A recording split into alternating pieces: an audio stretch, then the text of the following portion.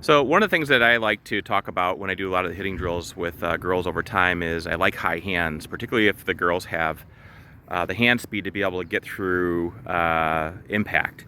And so one of the reasons for that is that you would have more power if your hands are higher versus lower on your body. So through the years, one of the things I've done to kind of illustrate this is I will go up and have the girls get into their load position and then check their hand strength with them. I'll do that specifically with the girls that have quick, fast hands. That's the important thing. If you don't have quite the hand speed to get through and hit someone who's faster, then you probably want to keep your hands a little bit lower. Make sure time to impact a little bit more efficient. But when you have the hand speed, you don't want to compromise the ability to hit the ball with good power.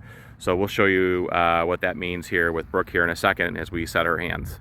Okay, so one of the things that I see when I work with a lot of the girls is that their hands are too low. So typically a little bit here at their shoulder length here, or their shoulder height here. And again, when I see girls that have the ability to go ahead and strike through the zone quickly with their hands, then I think they give up a lot of power when their hands are right here at that shoulder and chest level.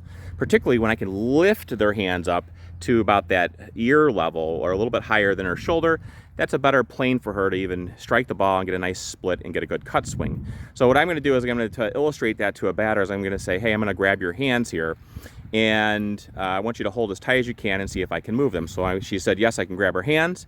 I'm going to grab them and now I'm just going to try to see if I can move them. So here I can just here, I'm able to just even move those quite easy.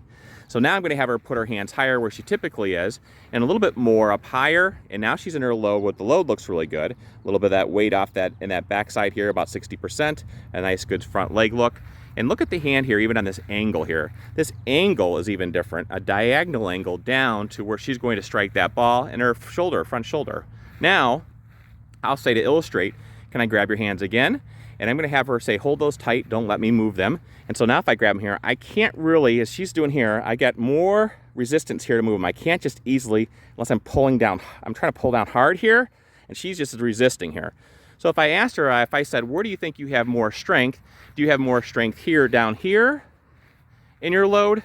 Or do you have more strength on the top side? She's going to fill it there. The second benefit of those high hands, when you have the hand speed, again, is I really love this left forearm look here, is that her pull, if you can see that first move on her, when the hands are back, the pull, that's like kind of that pull and strikes down through there and nice and long.